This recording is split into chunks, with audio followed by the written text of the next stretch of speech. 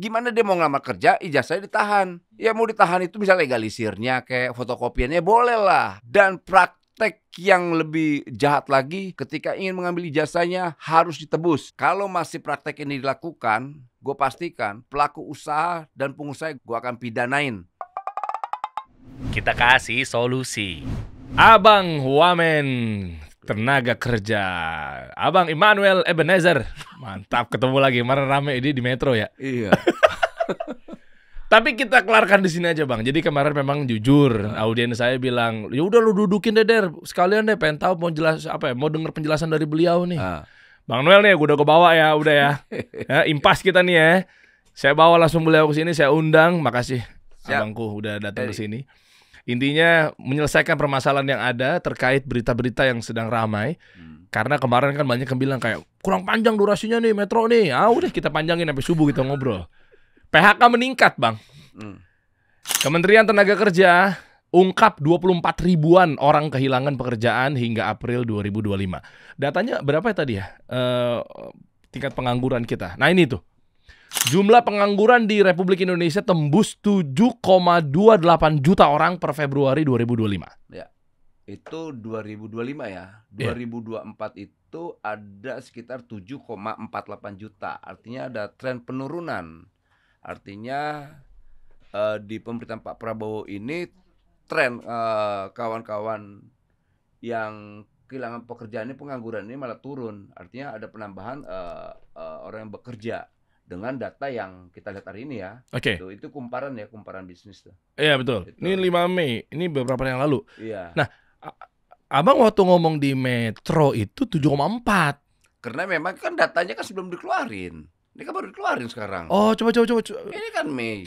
Metro kan berapa hari yang lalu, 2 minggu yang lalu. Udah syuting kan? Iya betul. Nah, kita pakai data yang lama gitu. Agustus 2024. Nah, kalau mengikuti ini kan baru Mei ini. Oke. Nah, ini kita buka aja. Izin Bang Wamen ya, kita buka aja datanya. Ini tingkat pengangguran terbuka TPT terus menurun. Oh, oke. Coba ya, ini data nih akurasi tepat nih. Sebentar. Abang masuk menjabat sebagai Wakil Menteri Ketenagakerjaan kapan? Oktober 2024. Nah, ini kita buka aja nih. Teman-teman demen soalnya begini-begini nih. Izin ya Bang Wamen ya. Kalau emang ada apa-apa ya kan kita kan cuma jurnalis gitu kan. Sebentar. Kita lihat dari data sebelumnya aja ya. Di 2020 pas Covid, beliau belum jabat ya tentunya. Belum. Datanya adalah 9,7 juta. Betul ya? Betul. Nah, 9,7 juta. Oke, lanjut 2021 terus 2022 kita mentokin dulu nih. 2024 awal. Abang Oktober. Nah, dimentok di Februari. Nah, ini clear semua datanya ya. Sampai Agustus lah. Tentunya pasti sebelum Oktober juga. 7,4. Oh, ini yang Anda bawa waktu itu, ini datanya. 7,4 juta sebelum Bang Noel menjabat sebagai Wakil Menteri Ketenagakerjaan. Setelah Anda jabat, sebentar. 7,2. Lah iya. Lah turun dong 200 ribu. Lumayan. Loh berarti kalau dipikir-pikir Anda ada kerjanya juga berarti. Wah, kerja lah. Nggak kerja. Lah, bisa dicopot. Ya kan kirain kan orang-orang taunya kan ini mah enak nih pejabat mah kagak ada kerjanya gitu. Lah iya 200 ribu loh. 7,4 jadi 7,2 berapa sih? 200 ribu. Sekian lah something ya. Gede gak sih angka? 10 ya. Iya. 210 ribu. 210 ribu pengangguran menurun mah gede ya harusnya ya. Sangat besar dong. Sangat besar. Artinya gini, pemerintah ini kan bekerja.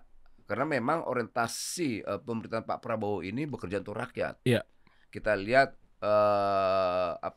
Maaf Bang, boleh mendekat sedikit Bang. Apalagi kita lihat Pak Prabowo ini kan ke depan ini memang orientasi kekuasaannya bagaimana melayani rakyat dan bekerja untuk rakyat dan bersama rakyat.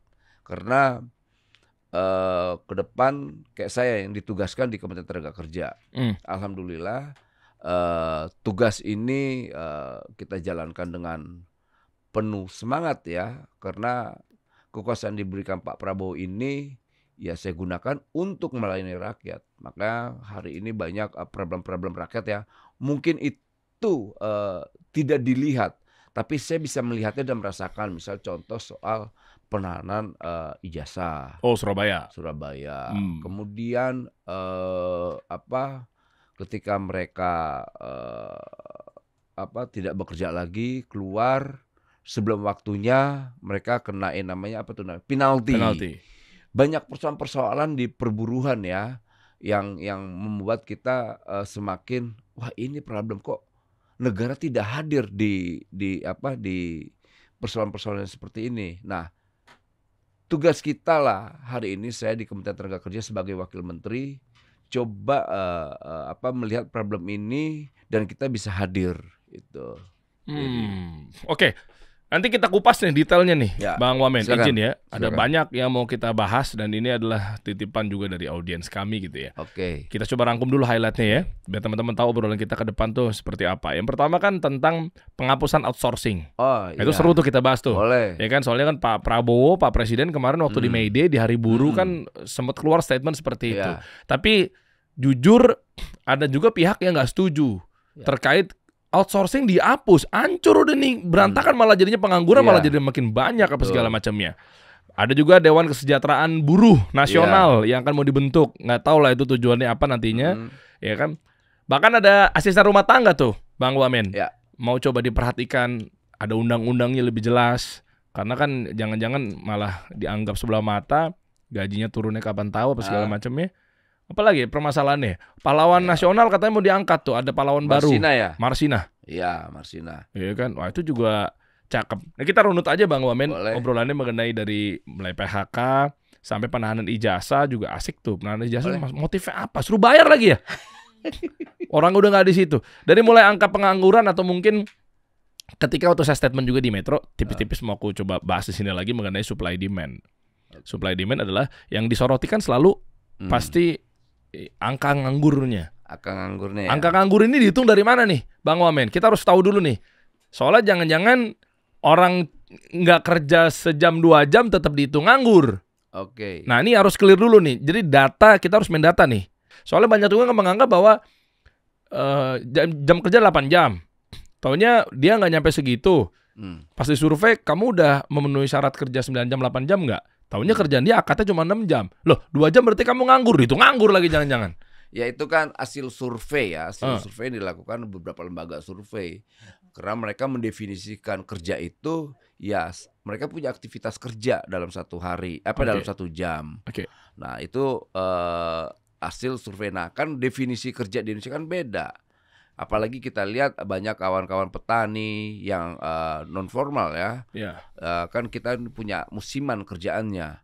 Saat memang musimnya tidak musim nanam, mereka bekerja semua. Pas musim paceklik kan tidak kerja. Nah mungkin trennya kan ada di tren bulan Agustus ya kalau nggak salah itu. Di bulan-bulan apa itu kecenderungannya angka orang yang tidak bekerja itu naik. Gitu. Tapi bukan berarti mereka pengangguran, mereka tidak bekerja. Nah makanya ini kan ada problem definisi. Loh, itu ikut ke data? Ya itu ke data juga, tidak diambil. Tapi ya nggak apa-apa. Ini kan yang namanya mereka juga butuh data, hal itu kita kasih aja lah. Tapi faktanya kawan-kawan di bawah tuh kan masih punya yang namanya pekerjaan. Makanya definisi bekerja itu apa gitu loh. Itu yang paling penting. Tapi ya nggak apa-apa, kita tidak terlalu jauh ke sana ya. Gitu. Oke, berarti yang pas lagi bukan manen ya, harvesting apa istilahnya ya? Panen. Ya, pas paceklik dia nggak kerja. Berarti gitu. Lembaga surveinya juga harusnya ngecek pada saat dia lagi produktif. Harusnya pas momen bekerjanya kan. Iya kan? Nah di surveinya pas di momen tidak bekerja. Gitu. Berarti kan dia punya pekerjaan sebetulnya. Gitu. Kalau dalam konteks pertanian.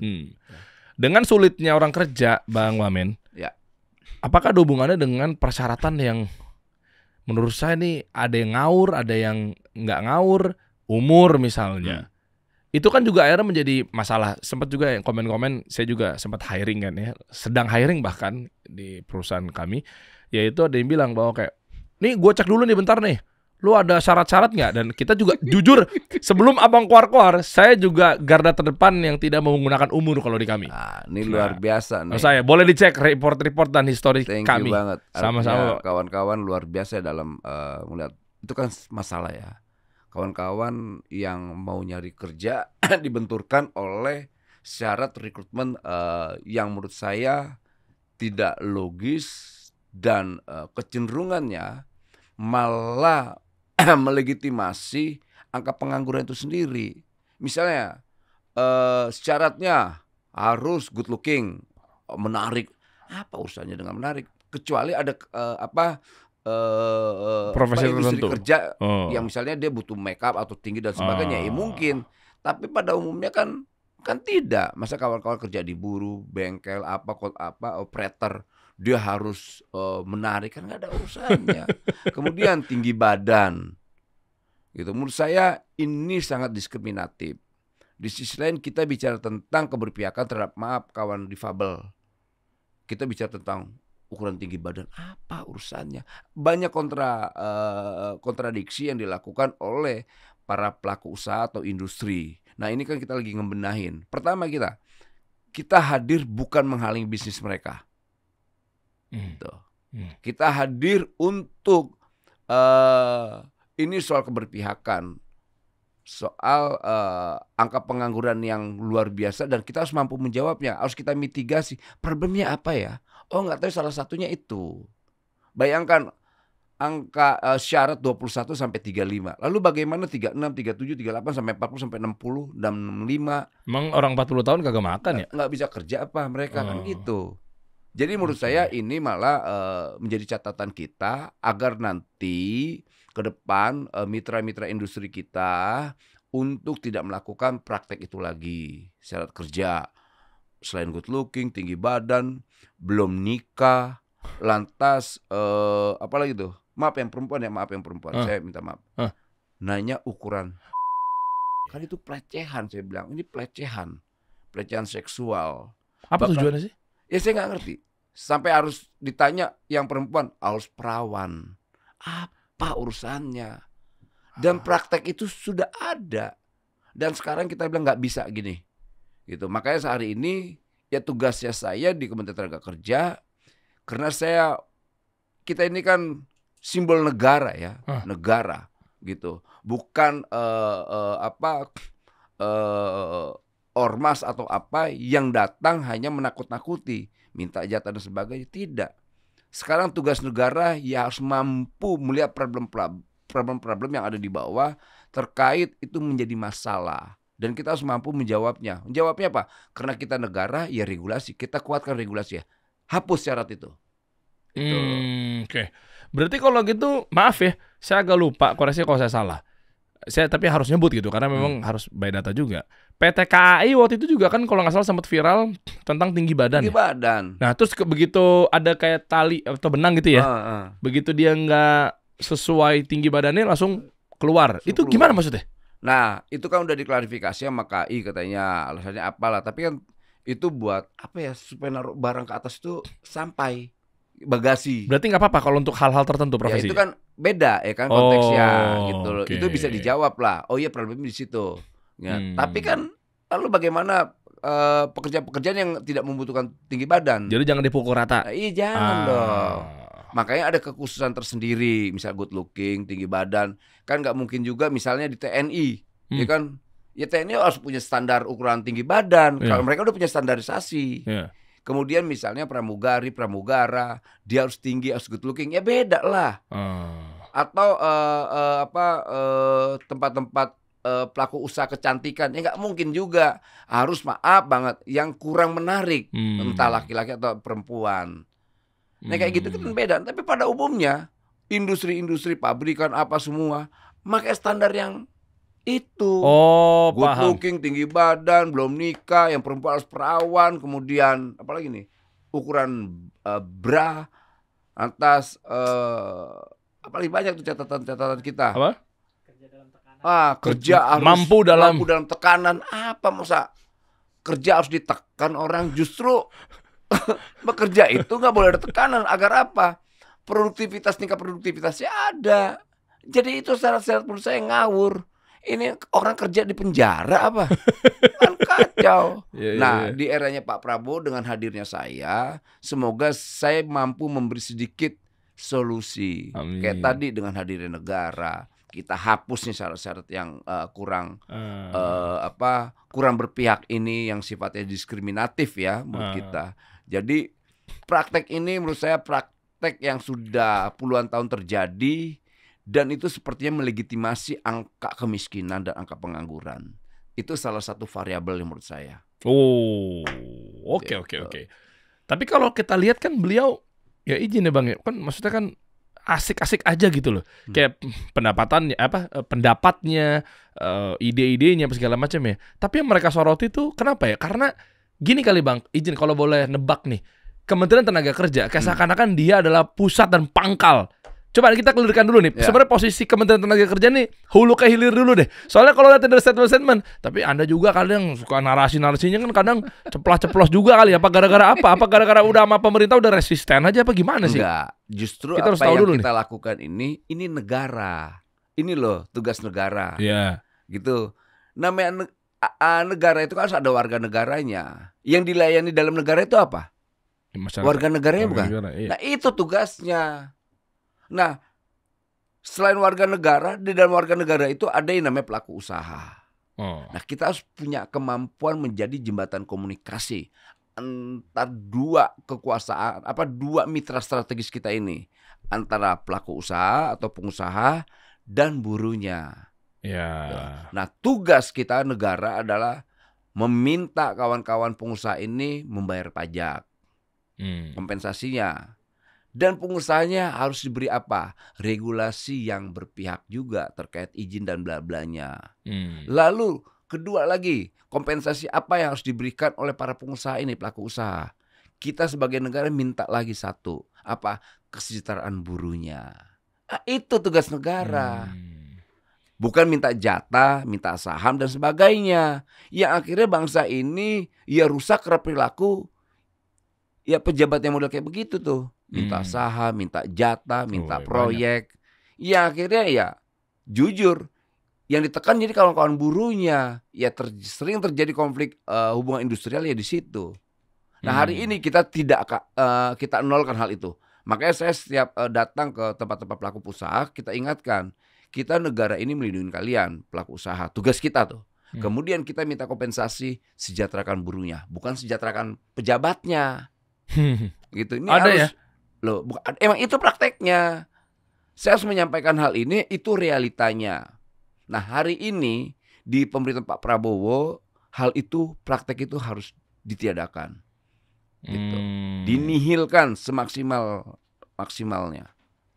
Kenapa Anda bisa berkata seperti itu? Karena memang jujur ya ini oknum ya. Pasti kan jangan dibilang oknum, nggak bertanggung jawab kita. Ya oke. Di luar sana maksudnya yang wamen, menteri yang memang akhirnya korup, kan saya sebut saja oknum lah. Nah dalam hal ini kan Anda kan nggak silau dalam hal itu. Apakah memang karena Anda pernah menjadi ojol? Ya saya ojol. Kayak begitu makanya akhirnya jadi kayak duit mah gue mah udah biasa susah gitu. Nggak, ya itu salah satunya bisa. Pertama ini komitmen, integrity, gitu loh. Kalau seandainya korupsi itu kan problem cuma satu, greedy, rakus ya, rakus itu. Kalau soal duit, siapa sih yang kamu duit? Gue doyan banget dengan duit. Lo ada duit 50.000, gue ambil loh. Gue bisa gue gunakan buat beli bensin, gue mau. Tapi maksud gue gini, sayang pajak rakyat yang selama ini, untung nih rakyat Indonesia ini, untung ya. Kalau mereka punya kesadaran sebagai pembayar pajak, bisa ngamuk mereka nih, gitu loh.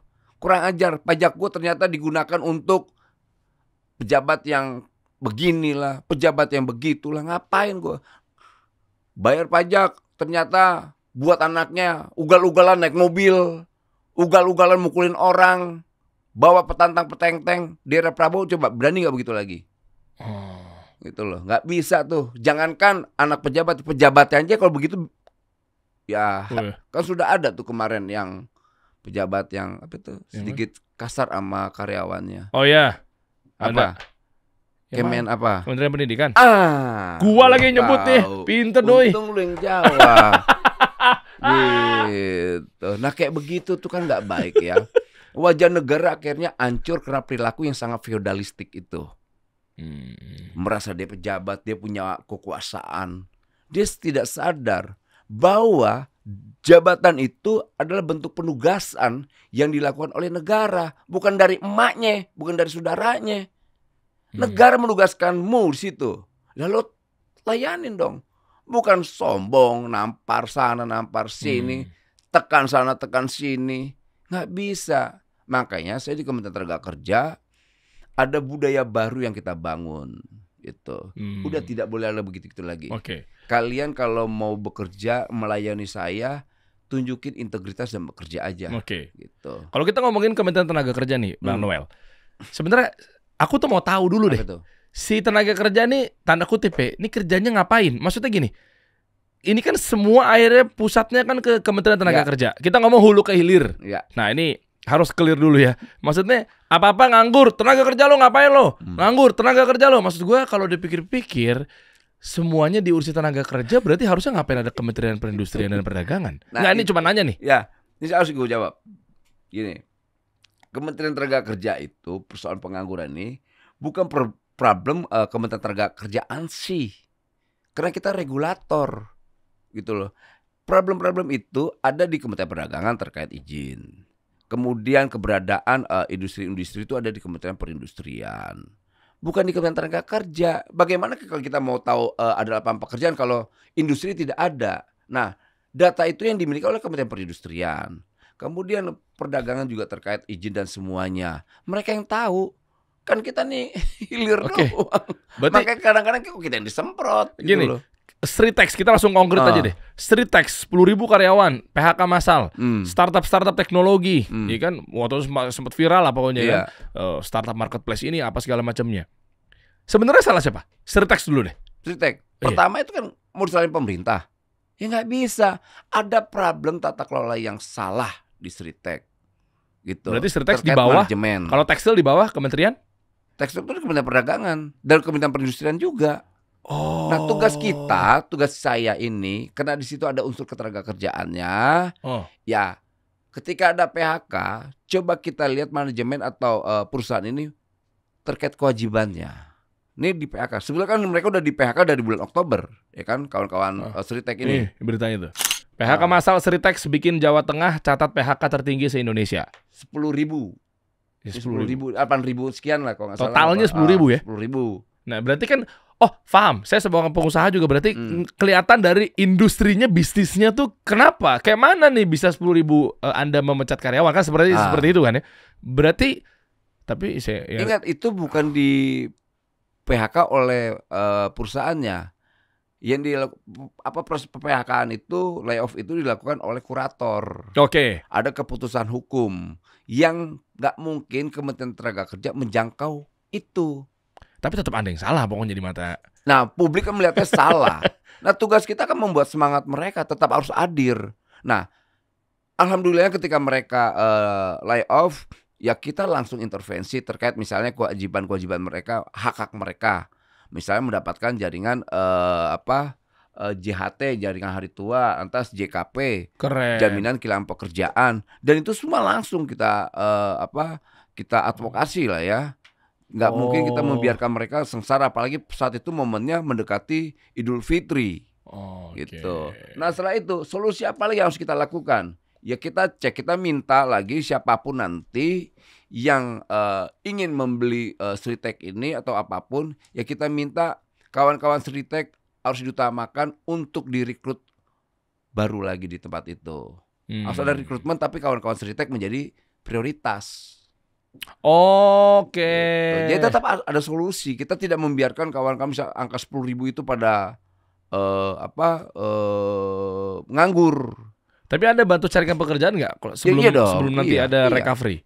Kita kan minta data mitra-mitra industri kita di Jawa Tengah berapa? Ternyata banyak Pak di sini Pak. Nanti ada rekrutmen tenaga kerja berapa? Ada 2.000. Di sini ada berapa? Sekian. Ditambah lagi di Solo itu nanti ada pabrik, kalau nggak salah resapan tenaga kerja 20.000, itu pabrik sepatu gitu loh. Jadi ya kita tidak terlalu khawatir terhadap persoalan-persoalan itu sebetulnya. Yang kita khawatirkan narasi-narasi yang sifatnya malah membuat gaduh, ketakutan, kegaduhan, kesannya negara ini tidak ada PHK dan sebagainya. Saat kejadian misalnya kayak contoh di Garut itu ada PHK 2007 sekian. Dari tempat PHK itu hanya sekitar 10 kilo atau berapa kilo itu ada industri yang membuka rekrutmen tenaga kerja itu sampai kalau nggak salah 10.000 ya. 10.000. gitu. Jadi banyak terus nih. Kemarin lagi di BYD Subang itu buka kesempatan tenaga kerja itu sampai 18.000. Belum lagi nanti ada di Batam. Kita cari terus banyak. Nah, tinggal nanti pemerintah bisa coba memberi sebuah solusi yang pasti terkait, kan kita punya BLK, Balai Latihan Kerja.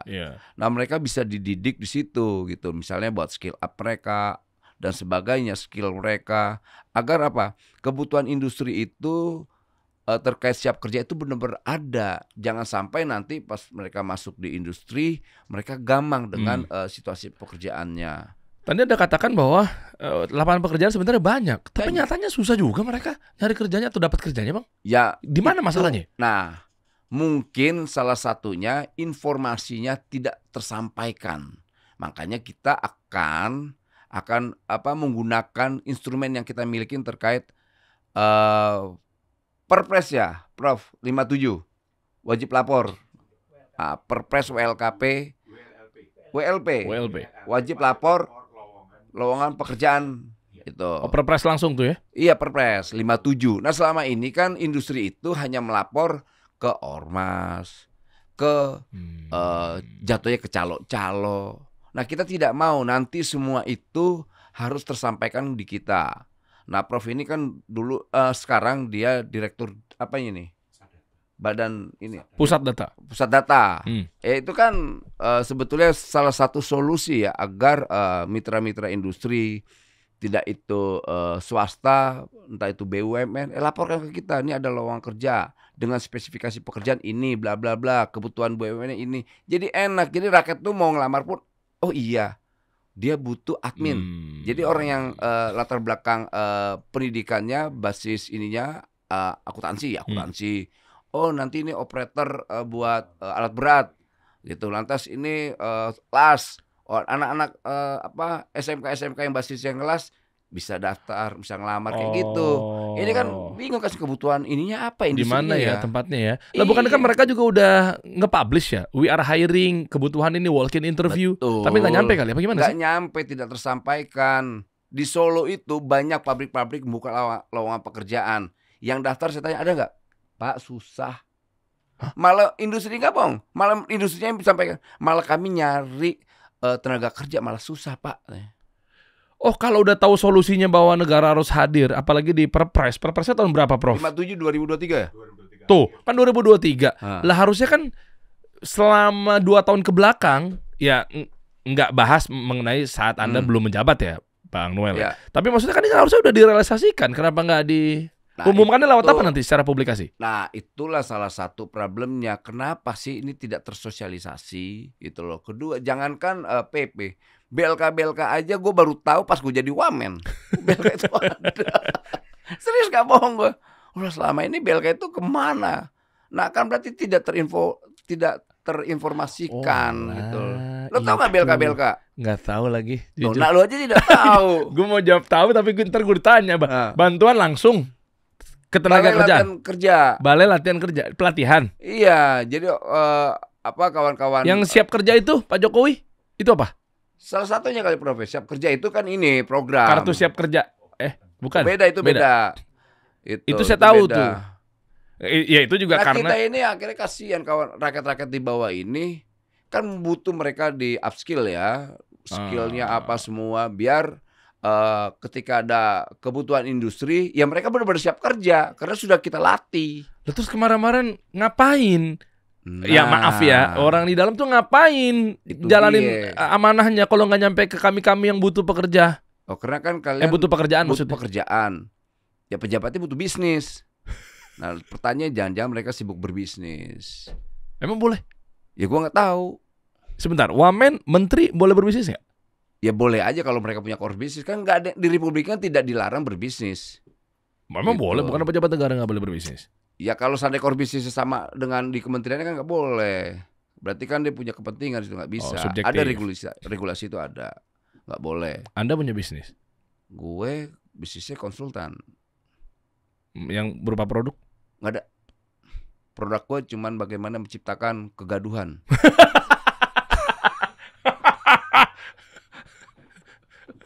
tangan setan. Kan lo juga Bang Noel kemarin, ya kan ngomongnya. Apalagi tuh Banyak ngaco-ngaco. Entar kita bahas satu-satu deh.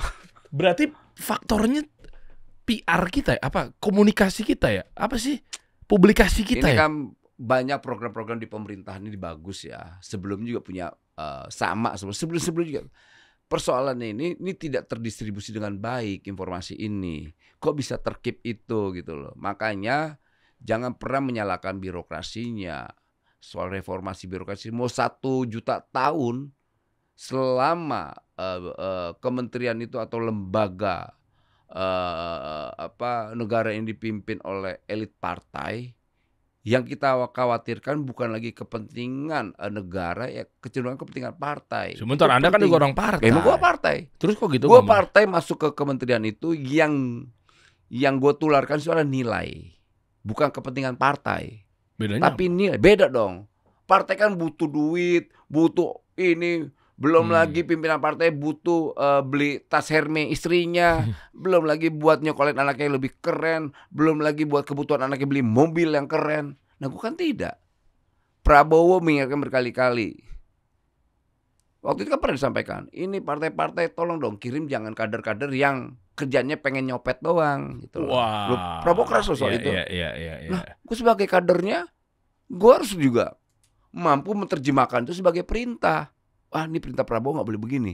Berarti ketika gue di Gerindra, gue masuk di pemerintahan, ya Gerindra gue taruh di sebelah sini dulu dong. Gitu. Kepentingan apa yang gue dahulukan? Kepentingan rakyat, bukan kepentingan partai. Partai itu hanya ada saat kontestasi, gitu. Karena itu persoalan administratif demokrasi. Memang tapi substansi gitu. Dalam demokrasi itu yaitu bagaimana yang namanya membangun kesejahteraan rakyat, itu kan substansi dari demokrasi. Kalau bicara tentang demokrasi, rakyat yang menderita bukan demokrasi, namanya anarkisme. Anarkis sosial yang nggak mungkin kita inginkan. Gitu. Kalau ngomongin Pak Prabowo, langsung aja kita ke statement beliau ketika di Hari Buruh. Kemarin kan sempat ramai kan di May Day, di halayak banyak jutaan manusia, berkata bahwa penghapusan outsourcing harus segera dilaksanakan. Nah, ini pro kontra juga nih. Tapi menarik ya, kita bahas outsourcing dulu aja. Saya pernah naik taksi online, Bang Wamen. Jujur nih, terus mobilnya lumayan lah. Saat itu kalau nggak salah Fortuner. Iya, saya ingat. Sekali dijemput, cakep nih. Pas masuk ke dalam, perawakannya juga kayaknya orang berduit nih. Penasaran dong hati. Pak, izin Pak, mau nanya aja sih. Dia juga orang talkative kan. Terus tiba-tiba, ini mobilnya keren juga ya, pakai harian apa segala macamnya. Sampai di obrolan, dia siapa gitu kan, saya penasaran. Ternyata, saya nggak mau nyebut lah ya perusahaannya, tapi intinya, dia kerja sudah hampir 10 tahun, ikatan kontraknya, kontrak, terus. Nah, ini permasalahan di negeri kita nih. Males dia, lu narik taksi aja gue. Ini nggak jelas. Proyek-proyek dengan dalih kontrak dulu setahun, perpanjang lagi kontrak. Itu satu loh masalah kalau kontrak. Ada juga karyawan yang outsourcing. Tadi kita ngobrol di belakang kamera. Salah satu staff saya bilang kan, keluarganya apa segala macamnya, per 3 bulan. Per 3 bulan nanti baru lagi per 3 bulan outsourcing, nanti perusahaan baru lagi. Apalagi mau deket-deket Lebaran. Dipecat-pecatin, diganti lah outsourcingnya biar saja loh, biar nggak ngasih THR. Ya, gimana nih Bang? Soal outsourcing ini kan menjadi momok yang menakutkan lah untuk mereka yang sudah punya semangat kerja ya. Karena mereka akan kehilangan harapan gitu. Bayangkan tadi yang pernyataan lo dari ya, setiap tahun atau setiap ada yang 3 bulan dievaluasi status kontrak kerjanya, ya akhirnya tidak ada masa depan. Yang itu membuat kita negara harus mampu menjawab problem ini. Nah, Pak Prabowo kan kemarin semangatnya luar biasa. Kita akan hapus outsourcing ini. Tapi kita harus realistis dalam melihat problem ini. Artinya tuntutan pelaku usaha dan buruh juga harus ketemu, jangan tidak. Problemnya di mana sih outsourcing ini? Gitu loh. Kok ini menjadi sesuatu yang mengerikan gitu loh. Jadi ke depan semoga problem outsourcing ini bisa kita jawab dengan baik ya. Tapi karena saya tidak mau melangkahi presiden saya, gitu. Saya tidak mau melangkahi presiden saya ketika presiden bilang akan dihapus dengan dengan hal yang sangat realistis dan harus rasional, nggak boleh kita gedebak-gedebuk aja katanya. Ya sudah kita tunggu apa yang akan dilakukan presiden ke depan terkait outsourcing ini. Tapi substansinya apa yang menjadi sikap presiden itu bentuk kerisauan beliau sebagai pemimpin republik ya, dengan melihat kawan-kawan buruh pekerja ini yang selalu kontrak, putus kontrak, kontrak, putus kontrak. Dan ini menurut saya sebuah kejahatan yang dilakukan dan dibiarkan oleh negara. Nggak boleh dong. Tapi bukan Gitu. jadi masalah baru nanti. Nah itulah Jadi makanya, pengangguran jadi malah makin bertambah dong. nah makanya nanti butuhnya komunikasi duduk bersama antara pelaku usaha dan kawan-kawan buruh. Ayo problem-problem di mana gitu. Nah negara kan harus mampu membangun komunikasi itu agar tidak ada benturan di situ loh. Kita kan mau pengusaha yang memiliki jiwa patriotisme, juga kita butuh buruh yang memiliki jiwa patriotisme juga. Nah Pak Prabowo kurang apa patriotismenya gitu loh. Dia menyampaikan, sebelum saya dipanggil yang berkuasa, saya pengen melihat rakyat dan bangsa ini hidup sejahtera. Amin. Nah itu Masya Allah. Dery, makanya ya jangan sampai ke depan di momen perang dagang Donald Trump ini momen penting buat pebisnis, pelaku usaha dan industri, dan juga kita sebagai pemerintah yang memiliki regulasi. Sudahlah, kita berikan semacam relaksasi terkait misalnya regulasi aturan. Jangan aturan yang menekan pengusaha.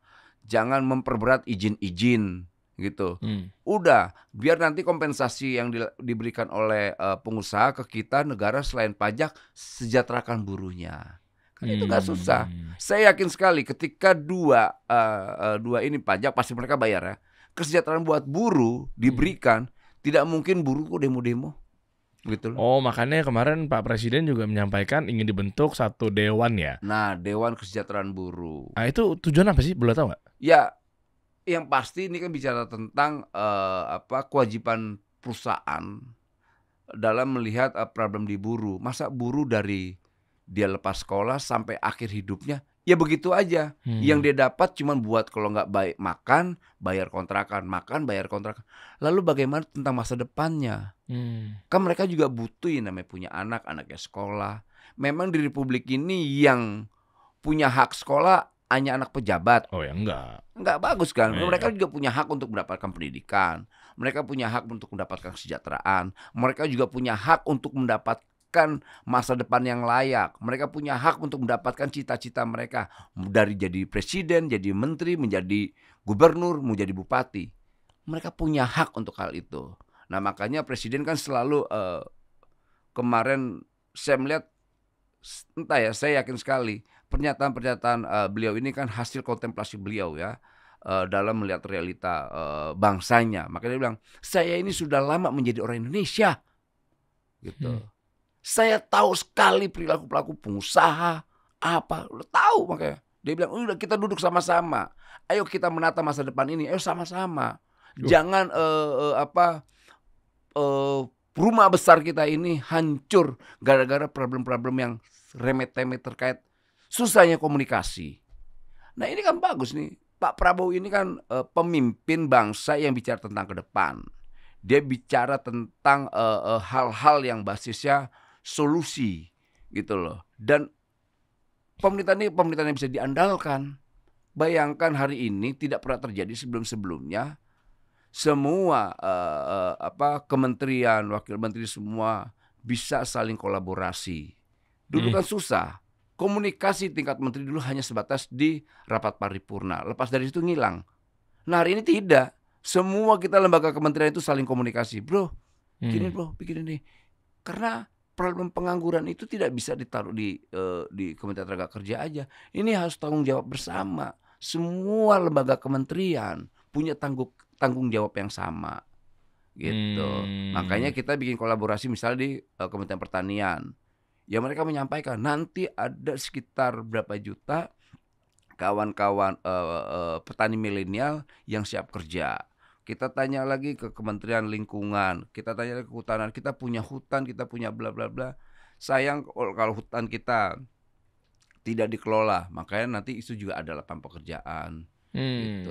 Jadi orientasi pemerintahan Pak Prabowo ke depan kan selain orientasi kesejahteraan, ya beliau juga memikirkan bagaimana masa depan Indonesia ini ke depan, gitu. Oh iya ya, nggak cuma buruh ya. Bukan. Ternyata asisten rumah tangga juga ingin dilindungi nasibnya ya oleh beliau ya. Nih tuh, lindungi nasib ART. DPR RI dorong regulasi untuk jaminan haknya. Loh berarti ini Mbak Puan dong? Ya, ini Mbak ajuan Puan dari Mbak Puan. Nih, ya ini sebenarnya bukan soal Mbak Puan, tapi ini kebutuhan bangsa ini atau asisten rumah tangga. Memang Mbak Puan sedang memperjuangkan hal ini karena dia kan pimpinan dewan yang pasti diserang perempuan ya. Dia banyak kan mayoritas kan ART itu kan perempuan, ya kan. Dia harus berpihak terhadap kaum perempuan. Nah, ini pentingnya dia ini kan soal ART ini sudah menjadi prolegnas ya, dan ini sudah kalau nggak salah udah mau menjadi keputusan, entah itu bentuknya apa, ya DPR RI yang tahu ya. Apa dorongnya dalam bentuk apa, gaji yang ada atau apa? UMR-nya gitu. Undang-undang rencananya Prof ya. DPR pasti undang-undang, pasti dalamnya komponennya pasti misal terkait jam kerja, lantas standarisasi gaji, lantas sebagainya lah, gitu. Yang paling itu karena ini bicara tentang regulasi ya, gitu. Iya. Ya berarti apa udah ada kunjungan ke DPR dari Kementerian Tenaga Kerja? Kunjungan RDP udah berapa kali gue RDP? Enggak, untuk fokus dalam bahas ini. Oh belum. Karena ini kan ini sudah lama diulas ini. Ini tinggal keputusan sebetulnya. Kalau ini ya soal ART ini sudah lama ini di pemerintahan sebelumnya. Dari 2004. Tapi kok nggak DPR? Iya bukan. Ya oke lah berarti. Usulan pemerintah nanti disambut oleh DPR. Kita dari 2004. 2024 ya? 2024 sih? 2004. Iya, 2004. Udah lama itu. Ya, kita lihat aja nanti ya. Pokoknya gimana caranya sejahtera apa segala macamnya. Termasuk juga yang ramai kemarin Pak Prabowo, Marsina. Ini Marsina ini kan tokoh perempuan, tokoh buruh yang mati saat berjuang terhadap hak-hak kaum buruh. Saya rasa gagasan atau mengusulkan Marsina sebagai pahlawan nasional, saya rasa ini udah luar biasa. Dan saya rasa itu pantas ya, memberikan Marsina menjadi sosok pahlawan nasional. Dan ini juga salah satu bentuk keberpihakan Pak Prabowo terhadap kawan-kawan buruh. Menaruh atau mengusulkan Marsina sebagai pahlawan nasional. Dia adalah simbol perempuan, simbol perlawanan kaum buruh. Saya rasa apa yang disampaikan Pak Prabowo itu sangat tepat sekali, gitu. Jadi belum tahu tapi kapan proses pengangkatan menjadi pahlawan nasional. Ini kan diproses. Ini kan sudah diusulkan oleh Menses ya. Saya rasa ketika sudah disampaikan speak up oleh Pak Prabowo ini karakternya apa yang sudah disampaikan nggak mungkin ditarik lagi tuh. Oh, itu karakter dia kan punya karakter itu. Gitu. Oke. Tapi kan sama mirip-mirip tuh. Kayak kemarin misalnya kayak penghapusan outsourcing, kami akan proses. Kan Anda katakan pada media begitu kan? Iya. Akan proses. Akhirnya menjadi highlight dari para netizen, dijadikan sebuah sarkasme bahwa akan proses. Buktinya hal-hal diproses. Itu gimana cara realisasinya Bang Wamen? Pak Prabowo kan selalu, ya wajar lah kalau di luar sana ngomongnya proses. Karena memang itu bahasa yang sering didengar oleh rakyat ya. Tapi karakter Pak Prabowo ketika sudah tersampaikan di kupingnya dan diucapkan, itu harus dikerjakan, nggak bisa enggak. Pengerjaannya itu berapa lama dan kapan ya, itu? Soal waktunya kan saya tidak tahu ya. Tapi saya yakin itu sudah dilakukan, itu loh. Itu sudah dilakukan. Jadi jangan terlalu khawatir lah terhadap pemerintahan Pak Prabowo hari ini. Memang ya ekspektasi rakyat itu kan terlalu tinggi ya. Dan harus dipahamin Pak Prabowo itu bukan pemegang tongkat Musa yang sekali jadi ular gitu ya. Proses nggak bisa gitu loh. Kan bangsa ini lahir dari sebuah proses yang panjang. Bukan bisa instan gitu ya. Semua serba sulap gitu loh. Yang baik aja banyak resistensinya. gitu loh. Kayaknya udah kesel aja sama pemerintah Iya, gitu. kesel ya. Emang ya Pak Prabowo kan berkali-kali ini akibat perilaku yang korup gitu. Ya jadi begini, negara ini tidak dihormati. Ya memang kalau di kami meyakini ideologi ya. Ah. Secara spiritualisme atau mungkin agama kan bagaimana pemimpin adalah cerminan rakyatnya gitu. Iya. Dalam konteks teologis ya gitu loh. Dalam konteks spiritual iya, pemimpin itu harus bisa mampu mencerminkan tindakan dan perilaku dan ucapannya gitu loh. Kalau seandainya tidak pemimpin tidak punya perilaku yang selalu diucapkan tanpa sebuah tindakan, saya rasa dia bukan pemimpin ya, dia penipu. Kalau pemimpin yang ada di Taman Safari Indonesia, menurut Anda seperti apa? Ini saya agak ngelebar dikit ya. Ya meskipun ini sebenarnya urusannya adalah hak asasi manusia ya. Tapi kan itu kan tentang orang yang bekerja. Mungkin saya rasa Anda orang yang pantas. Selain ada persoalan HAM-nya, di situ ada unsur ketenagakerjaannya. Iya. Jadi banyak sekali yang dilanggar hak-hak pekerja terkait mereka disiksa, diapain, dan kita miris ya ngelihat situasi itu. Makanya kita akan coba melakukan sidak juga. Kita mau tahu ini apa nih sebenarnya, karena kan dia selalu bertahan. Kasihan kawan-kawan hak-hak orang kecil ini ketika menghadapi orang yang di atas yang besar itu, mereka hopeless. Percuma gue laporin, pasti gue nggak dilayanin. Nah kali ini di pemerintahan Pak Prabowo, ini saya tegaskan, nggak ada lagi nih backing. Ada backing kita tabrak, betul. Kita tabrak, nggak ada urusan. Apalagi gue wamen ya, backing gue lebih hebat backingan gue. Gue di backing presiden gue di backing Kapolri, gue di backing Jaksa Agung, gue di backing oleh rakyat, gue di backing konstitusi. Tuh bayangin, kecuali gue melakukan pelanggaran, nggak ada satupun yang akan backing gue. Selama terkait keberpihakan yang nge-backing gue itu konstitusi, presiden gue, Kapolri, Jaksa Agung, dan rakyat. Jadi gue nggak takut, gue lawan aja. Karena gini, kita harus mampu mengakhiri pesta pora mereka yang selama ini. Wah, keren bahasanya. Berarti pas nih kalau gitu. Yeah. Berarti bisa dibilang Anda musuhnya para pengusaha. Gue tidak bermusuhan dengan pengusaha. Tapi mereka terganggu kok. Terganggunya mana? Untuk para oknum-oknum yang bermain cara... Nah, itu ya, yang mereka yang suka melanggar, gue akan menjadi musuhnya. Gue harus gini, kita melihat pengusaha ini harus menjadi mitra strategis bangsa ini, republik ini. Ya pengusaha dong, stakeholder. Gak boleh. Gitu. Jadi gue kalau dibilang musuh, gue gak pernah bermusuhan. Gue tidak berbisnis, gue tidak menghalangi bisnis mereka, gitu loh. Yang gue mau nanti ke depan nih para pengusaha ini sudah kasih kesejahteraan buat buruh. Tinggal mereka bicara, Pak tolong dong nih Pak yang malak-malak jangan ada lagi dong Pak. Ini yang proposal-proposal ya sudah. Makanya kita hari ini lagi melawan yang namanya apa? Ormas-ormas, preman-preman, calon tenaga kerja. Karena itu penghambatnya. Bayangin di Vietnam itu enak kan pengusaha-pengusaha itu, pebisnis-bisnis, dia hanya fokus terhadap bisnisnya, tidak fokus dengan besok didatengin misalnya institusi negara A pengen ulang tahun kasih proposal, ormas ini ulang tahun ngasih proposal, berapa ormas kita, berapa banyak institusi negara kita, kementerian A, kementerian B.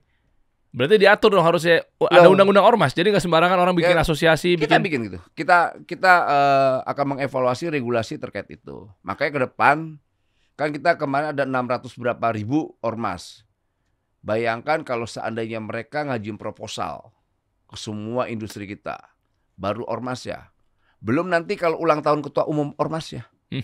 Belum lagi nanti kalau bininya ulang tahun. Belum lagi nanti selingkuhannya ulang tahun.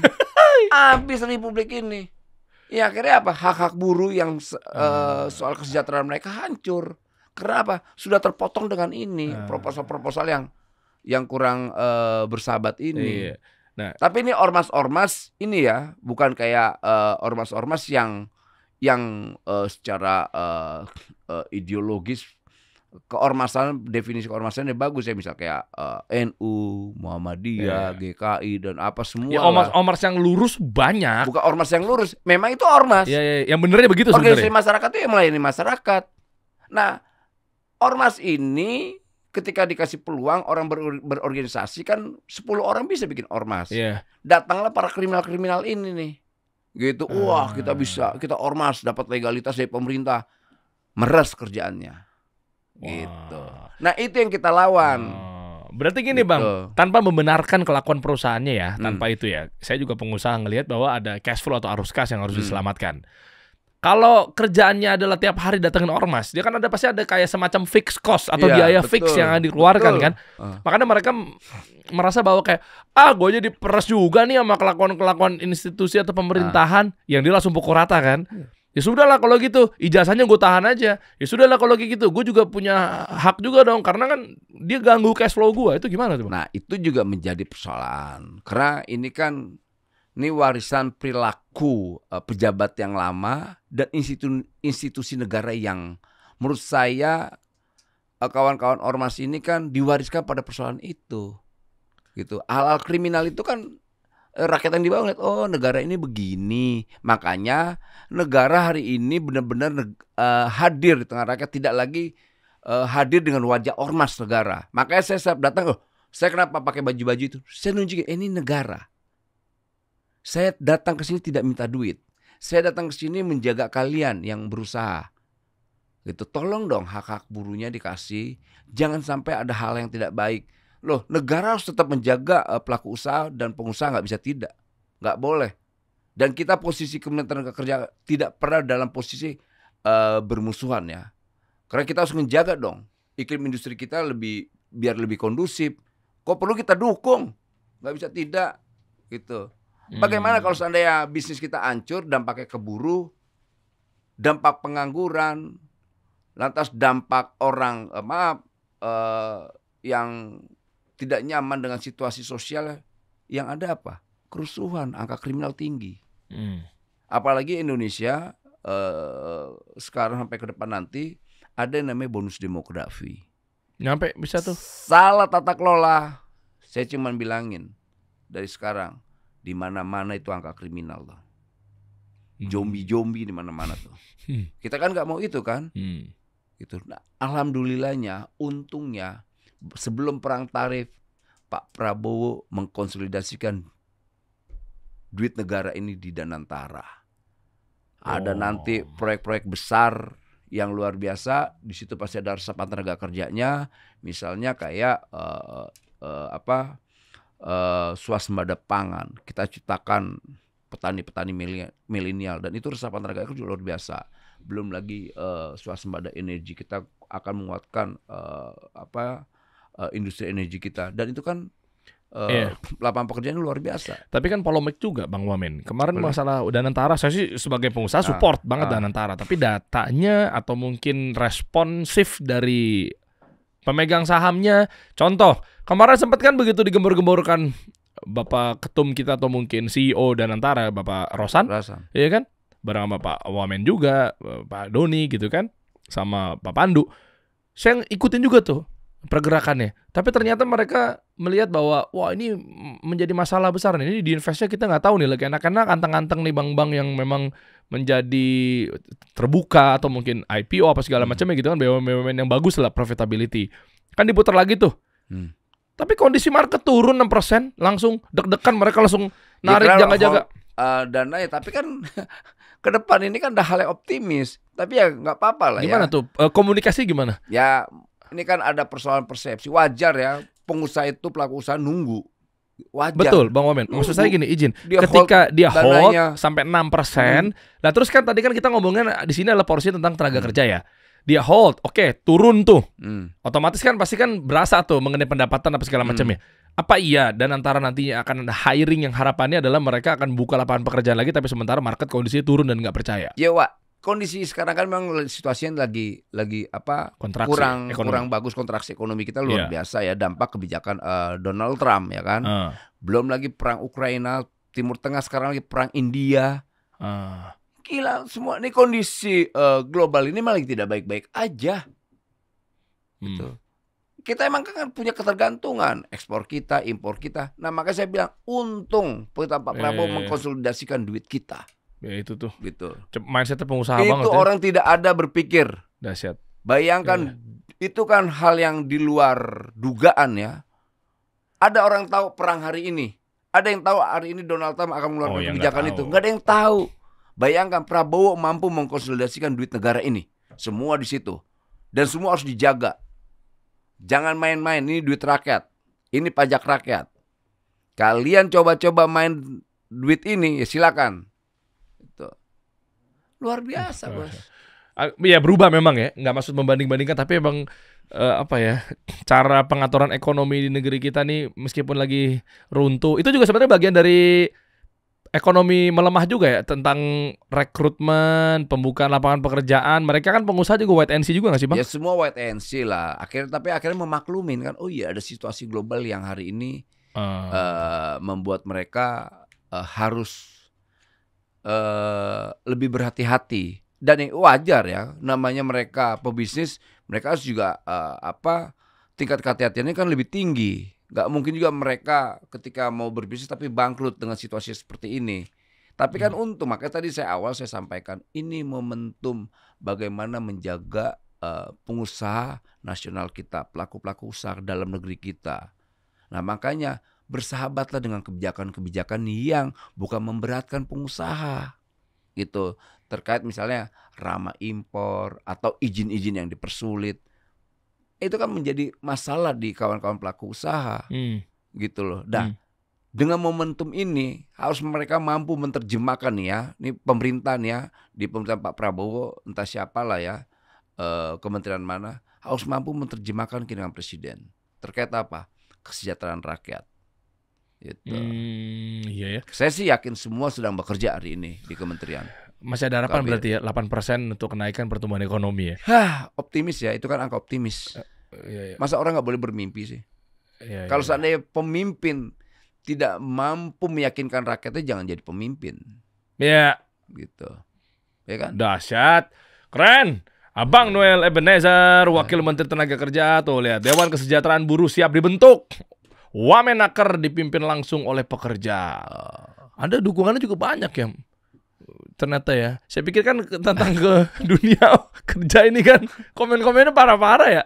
Ya wajar. Anda baca nggak sih komen-komen? Saya kalau baca komentar gue darah tinggi, gue nggak ini lagi, gue biarin aja lah. Tapi sebenarnya apa yang dibenci sama beliau ya guys, kalau dipikir-pikir ya? Nggak, tadi saya coba untuk memposisikan diri saya pada pekerja gitu ya. Saya gocek sini. Saya nggak tahu apa statement apa gimana sih, orang udah resisten sama pemerintah aja, apa gimana sih? Siapa?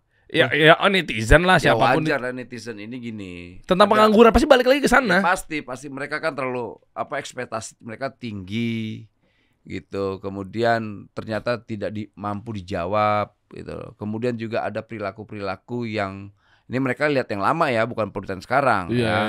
Karena pemerintahan Pak Prabowo ini semua bekerja. Saya ngejamin itu karena saya berinteraksi langsung kan. Terus tahu dari mana? Mungkin saya coba wakil rakyat deh.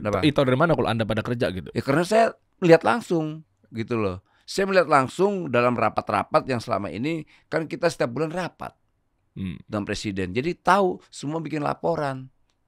Dan kita ada kolaborasi dengan mereka ini semua di lembaga kementerian ini. Dan semua bekerja, nggak ada yang enggak. Nah ketika ada pertemuan banyak apa segala macam secara intens, nggak maksud gimana ya. Tapi kenapa komunikasinya kadang suka beda-beda antar kementerian, antar pemerintah, antar penguasa? Gini, ini kan kita pahami atau kita ilustrasikan bahwa pemerintahan baru berumur 6 bulan. Ya. Pemerintahannya masih bayi. Nama bayi jangan suruh lari dulu. Pasti dia ngerangkak dulu, berdiri nyender dulu, baru beradaptasi dengan jalan. Baru setelah jalan baru lari. Nah ini kan baru tahap ngerangkak. Masa disuruh jalan, masa disuruh lari, ya kesandung-sandung kita bisa jatuh-jatuh. Ya kan kita semua kita lihat dulu, kita mapping dulu, kita mitigasi dulu. Bener baru ketemu baru. Gitu loh. Ya kalau seandainya salah komunikasi, gue yang paling banyak salah komunikasi nih. Tapi Anda turun, saya lihat. Kenapa ya? Tapi Anda turun ke jalan. Nih boleh izin lihat ya rekaman-rekamannya ya. Boleh. Meskipun saya juga mau nanya sih sebenarnya sih, baju yang Anda pakai itu lagi baju tugas apa gimana tuh ketika untuk waktu ke Surabaya UD Sentosa yang langsung ada ownernya atau ada bosnya gitu. Anda kan langsung kayak mungkin ngejaga kali ya, takutnya disangkanya kita masih nyawa aktivis kali, jangan-jangan nih. Makanya pakai baju itu. Oh lihat, Anda sempat dicuekin kan di sini kan? Iya, gue dicuekin. Terus gimana? Sialan lu udah pakai baju ganteng itu, bintang 3 itu, bintang 3 tuh di sini. Tetap dicuekin. Dicuekin gua. Anda 98 banget sih, kental. Aktivis. Udah pakai seragamnya ini kan buat upacara. PDU tuh, PDU. Apa tuh istilah itu? Enggak paham sih. Apa sih? Pengawas. Iya baju itu. Oh, ya kayak gitu. Lah kok dipakai pas turun ke sidak atau apa? Gua nggak tahu tuh, gua ambil-ambilnya tuh baju tuh. Gua ambil baju itu. Gitu. Sebetulnya gua ngasih pesannya begini. Udah itu gua nggak kancing lagi tuh. Gua bajak itu. Oh iya, harusnya kan kancing ya. Gua kancing. Gua kancing kok Pak Presiden.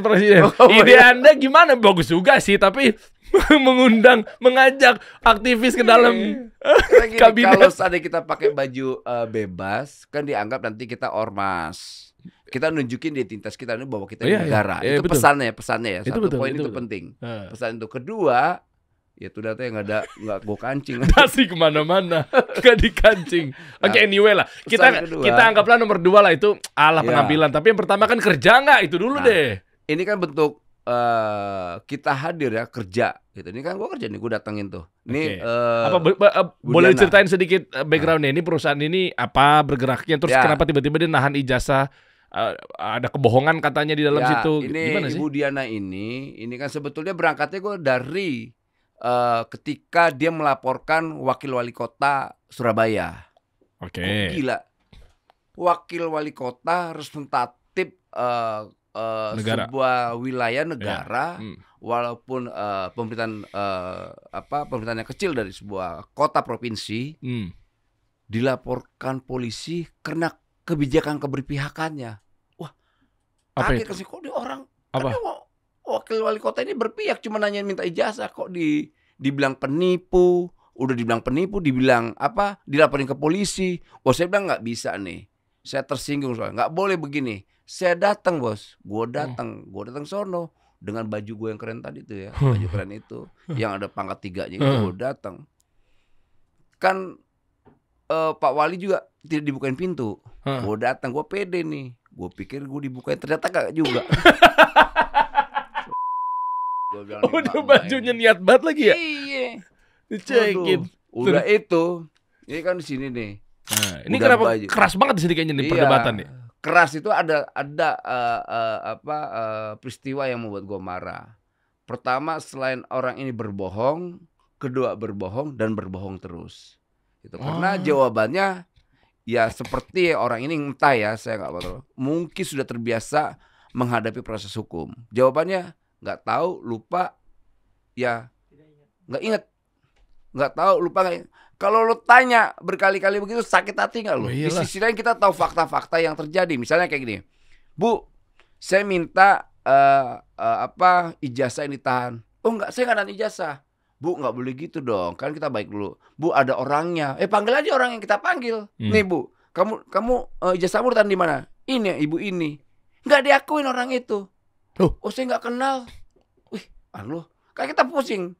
Kok nggak kenal, bohong lagi. Tapi dia ngaku-ngaku nggak orang yang pernah kerja di situ? Enggak, kan kita gini bos ngujinya. Misal lo punya karyawan, ya kan? Lo nguji karyawan, lo pasti dia tahu lingkungan perusahaan lo, letaknya apa semua. Apalagi dia bekas HRD. Gua uji, Bu, kalau gitu gini deh Bu, simpel aja ngujinya. Kalau dia bukan pekerja di sini, suruh cari letak di tempat dia saat ditahan. Dia datang tuh ke ruangan, loh, tuh Bu, dia pergi tuh Bu. Gue bilang pergi, pas pada dia pergi, dia balik lagi, Pak. Ijazah saya udah nggak ada, lantas amplop yang kuning itu udah nggak ada Pak. Dia tahu berarti. Kok ibu bilang nggak kerja di sini? Kedua dia bilang juga selain saya kan waktu nanya, Bu, tempat rapat di sini di mana? Nggak ada Pak. Nggak ada. Kedua saya, Bu, masa nggak ada sih kantornya? Nggak ada Pak. Gue naik ke atas tuh Bu. Nah lu lihat kan tuh tempat rapat kan? Lah iya. Nah sebelahnya itu ada lagi kantornya. Jadi banyak kebohongan-kebohongan yang dilakukan. Selain dia tidak mengakui pekerjaannya, tidak mengakui bahwa dia nahan ijazah, ya banyak kebohongan-kebohongan yang lain. Karena kan di situ ada Kapolres, anggota dewan, kemudian lengkap ya. Gue menteri, wakil wali kota, semua hadir di situ. Kan itu bukan, apalagi gue datang bukan minta duit, cuma minta ijazah dipulangin Bu, gitu. Udah itu aja padahal ya. Gak ada. Motif nahan ijazah sebenarnya apa sih, Bang Wamen? Nggak tahu lah, tapi nggak, biasanya apa informasi-informasi yang dapatkan Anda selaku yang wakil Menteri informasi yang Tenaga gue dapatkan adalah pertama, ya alasan mereka ya takut mereka pindah kerja. Tapi itu menurut saya argumentasi yang salah, nggak bisa juga. Karena mayoritas yang ditahan ijazahnya ini adalah mereka yang sudah tidak bekerja di tempat itu. Tapi masih akad maksudnya? Enggak, udah nggak ada kerjaan lagi di situ. Oh, oke. Nah, mereka kan mau ngambil hak mereka dong Iya dong. ijazahnya. Itu kan dokumentasi itu hak dia. Terus? Nah, saat mau ngambil itu selalu mereka mintain namanya tebusan. Oh. Angkanya itu variatif, ada yang dari 5 juta, 10 juta, 25 juta. Nah, orang yang namanya kerja itu kan nyari duit. Kok malah ngebuang duit? Itu kan salah. Itu jelas-jelas melanggar konvensi ya, ILO, International Labour Organization 29 ya. 29 ayat 2 1930 ya, kalau nggak salah itu. Nah, ini maksud saya ini kita mulai kacau bangsa ini kalau seandainya hal-hal ini kita biarkan dan sepertinya kita pelihara. Nah, makanya kita tidak mau tahu, kita ingetin. Gitu, nggak boleh lagi gini nih. Kita lanjut dari sini nih, kita ke Riau. Sama juga gue dicuekin. Aduh. Industrinya apa di Riau? Travel. Wow. Travel. Bahkan mereka mau laporin gue juga. Kali ini gue mau dilaporin juga deh. Dia ada perlawanan. Ini kan ada perlawanan dia nih. Ngelawan dia nih. Bohong ngelawan ya? Bohong ngelawan. Pokoknya bebel deh. Tuh mak-mak. Lihat ya guys, ini coba saya izin nih ngambil kesimpulan nih dari hal ini. Ini kan pemerintah atau regulator itu udah ada upaya. Gimana caranya ini membersihkan virus-virus yang ada di perusahaan-perusahaan gitu kan. Tujuannya apa? Biar rakyatnya bisa dapat lapangan pekerjaan. Yeah. Ini bukti loh ya. Bahkan Bang Wamen juga. Ini saya coba objektif nih. Bang Wamen udah turun ke jalan. Bang Noel ini udah terjun langsung. Nah, tidak ke jalan, ke bawah. Iya, ke bawah maksudnya. Kan di pinggir jalan. Nah, turun ke bawah. Seret. Ternyata iya, jangan lihat dari sudut pandangnya bahwa ini kita nganggur nih. Mana nih? Berikan kita dong, coba dong negosiasi dong, pemerintah kerjanya apa dong? Bilang sama pengusaha-pengusaha, perusahaan-perusahaan gitu kan. Tapi nyatanya ya oknum ya, masih ada yang kayak begini-begini nih. Dan banyak. Bukan ibu ini, dan banyak. Dan kasihan kawan-kawan kadang-kadang begini, maaf. Kawan-kawan dijanjikan pekerjaan misalnya sebagai operator. Datang ternyata bukan sebagai operator. Ada yang jadi cleaning service, ada yang ngangkat-ngangkat apa di luar apa yang menjadi harapan pencari kerjanya, dan itu praktek itu banyak. Dia nggak betah, akhirnya dia keluar. Disandra lah ijazahnya, mau diambil, ya nebus dulu. Di sisi lain dia harus melamar kerja lagi kemana-mana. Ya karena ijazahnya nggak keambil, akhirnya dia nunggulah di rumah yang kedata lah jadi pengangguran. Oh alah, ini akhir kita nemu nih sumber permasalahannya. Ya oke lah, kita ketemu di tengah aja kali ya. Mungkin rakyat kan juga kan khawatir juga resisten juga sama pemerintah. Ya artinya kita ketemu tengah, berarti Anda juga harus mempertemukan antara pengusahanya sama si lapangan pekerjaannya. Nah, alhamdulillahnya dampak saya sidak-sidak itu, pelaku-pelaku usaha itu sudah tidak lagi berani meminta uang. Sekarang pulangin tuh. Di Surabaya itu ada sekitar puluhan yang mengembalikan ijazah tanpa dipungut biaya serupiah pun. Keren. Tuh. Oh nih, saya baru mau nanya nih. Berarti dampaknya Anda turun ke jalan ya, turun ke bawah, turun ke perusahaan langsung, kerja apa segala macamnya, lihat bukti nyatanya apa segala macamnya. Berarti pas ke TKP itu mereka pada ngembali. Ada nggak satu kisah perusahaan yang memang ternyata dia sudah nahan ijazah karyawannya? Perusahaan besar misalnya, udah industrinya lah, nggak usah brandnya. Ternyata dia gara-gara ngelihat seperti ini, jadi takut gitu. Iya, mulangin. Ada emang banyak. Oh iya. Teman gue cerita. Temen gue ini kan pengusaha juga, pelaku usaha. Industrinya apa? Well, gara-gara lu tuh sidak-sidak, kemudian kawan-kawan gue pada takut. Kok takut? Gue bilang, kenapa takut? Iya, jadi ijazah-ijazah dipulangin. Nah, berarti teman-teman lo ngawur. Kan gue tidak pada menghalangi bisnis. Tidak, kan gue bilang. Gue tidak berbisnis, gue juga tidak menghalangi bisnis mereka. Lalu persoalannya di mana? Gue tidak minta duit, gue tidak minta saham. Lalu apa masalah? Itu sih persoalannya, katanya. Makanya mereka hormat sama lu, katanya. Karena lu tidak minta duit, tidak minta saham, dan tidak lo ingin menghalangi bisnisnya. Nah iya, kan gue tidak menghalangi bisnisnya.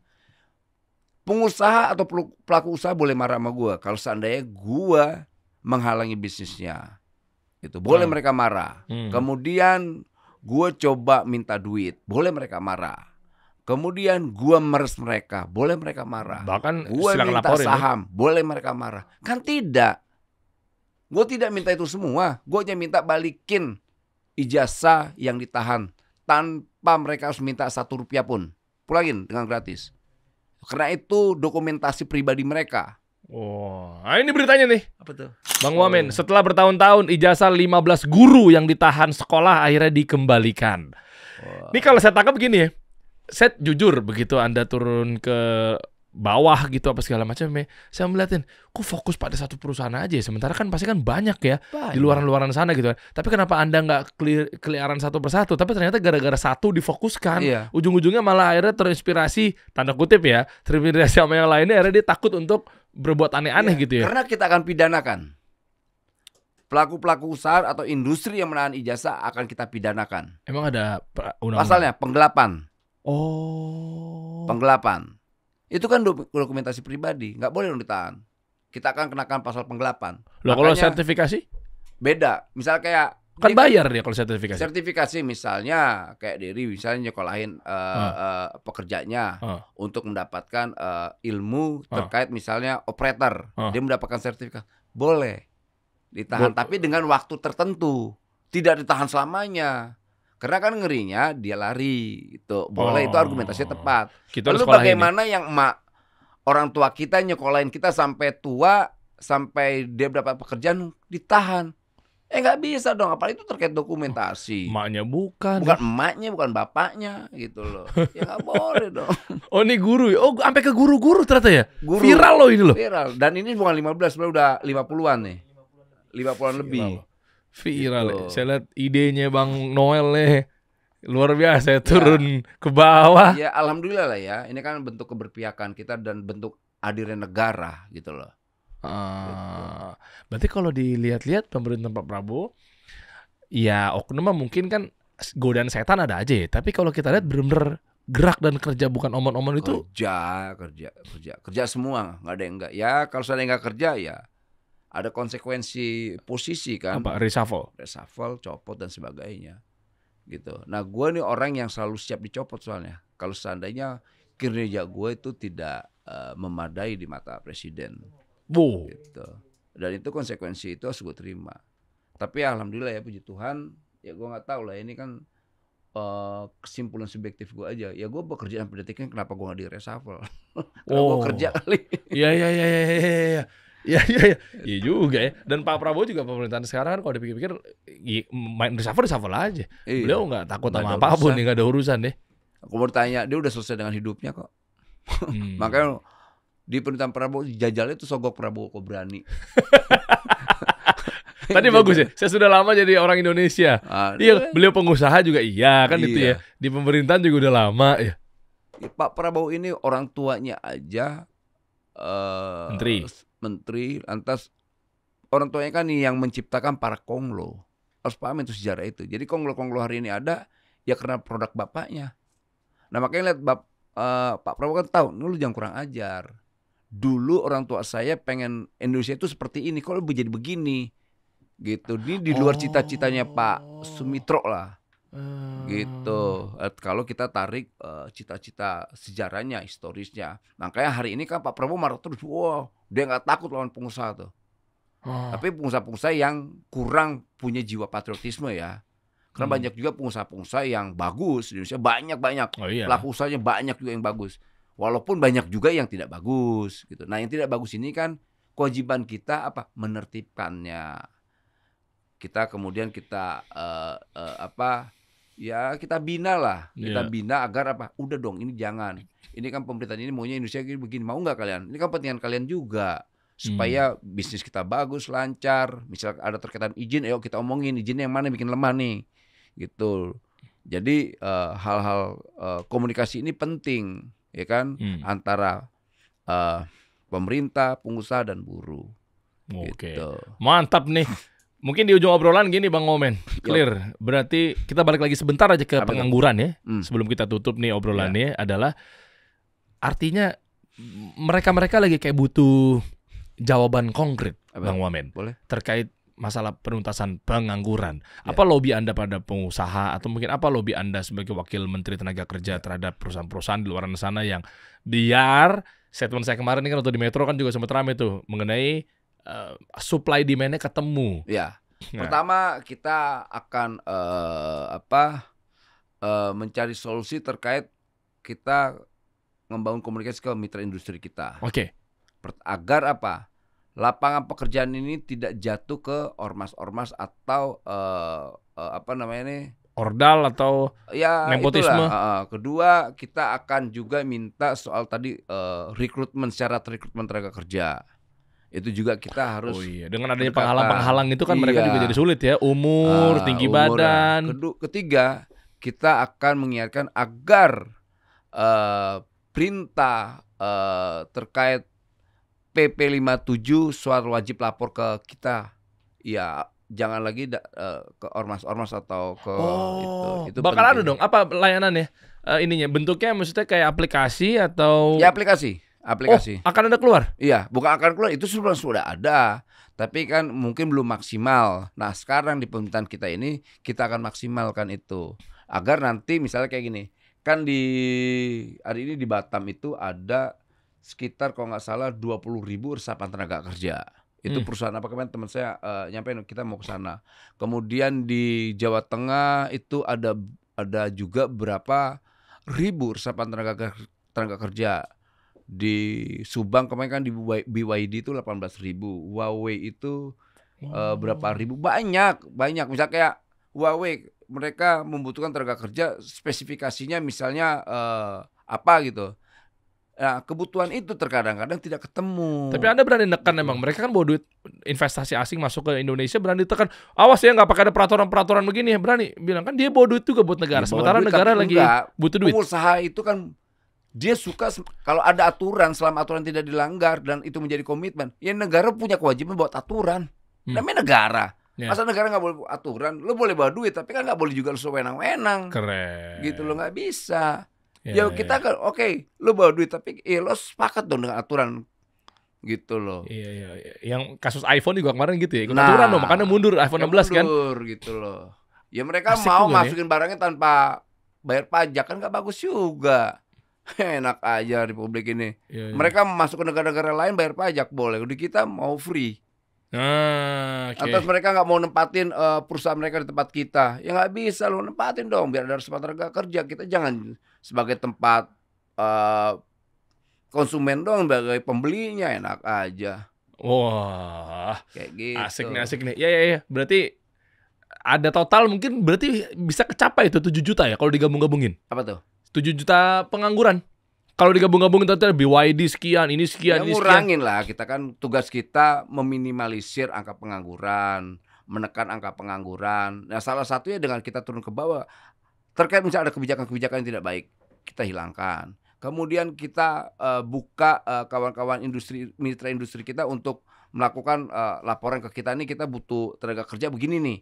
Gitu kebutuhannya, misal skillnya seperti ini, kompetensinya seperti ini. Jadi kita ketika menyampaikan ke para pencari kerja nggak sulit. Ketika mereka mengakses kita juga tidak sulit. Oh iya nih kebutuhan tenaga kerja ini seperti ini gitu loh. Langsung 24 jam dong layanannya. Iya yang 24 jam. 24 apa namanya jam. Kita munculin aja kalau udah ada nih. Prof. Udah ada belum? Apa namanya? Prof. Nama untuk aplikasi kita. Aplikasi yang pengen cari Siap tahu nih ya? sebenarnya. Ini masih sedang apa, Prof? Namanya siap kerja kan? Masih di siap kerja. Aplikasinya apa? Oh di situ. Nanti pokoknya udah ada kita bikin. Di siap kerja terus ada wajib lapor juga di situ ya. Kalau apa-apa. Jadi nggak cuma nyari kerja tapi mereka ngelaporin juga kayak tadi misalnya ijazah saya ditahan nih Pak Wamen misalnya. Termasuk. Kalau itu beda itu aduan-aduan lah. Aduan nanti ada di kita tuh. Oh. Itu beliau soal data itu soalnya. Gitu. Oh oke. Wah bismillah. Semoga jadi lebih baik ini negeri kita. Insya Allah keren. Ah ini ya. siapkerja.kemnaker.go.id. Nah ini semua ada di sini teman-teman.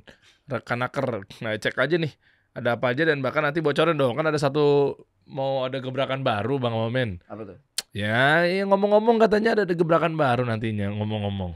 Kalau gebrakan baru yang pasti gini, kita punya program di Wamen ya, di Wamen itu kita akan mendeklar soal aduan. Kita punya itu namanya deh apa deh? BTW. By the way kan BTW gitu. By the way. Berarti, nah kalau nanti buru tanya Wamen. Asik. Tanya Wamen. Wah, langsung to the point. Buru tanya Wamen. BTW aplikasi itu kita nanti. Wih, keren. Gengsi sekali. Gratis, Bos. Gratis. Kita nggak pakai minta biaya negara loh. Itu ide kreatif kawan-kawan apa? Anak-anak konten kreator. Bayar anak-anak milenial. Yang ide ini bukan ide gue ini kan gaptek, Bos. Gue ini gaptek, gue punya handphone. Kalau nggak buat baca WA, baca berita.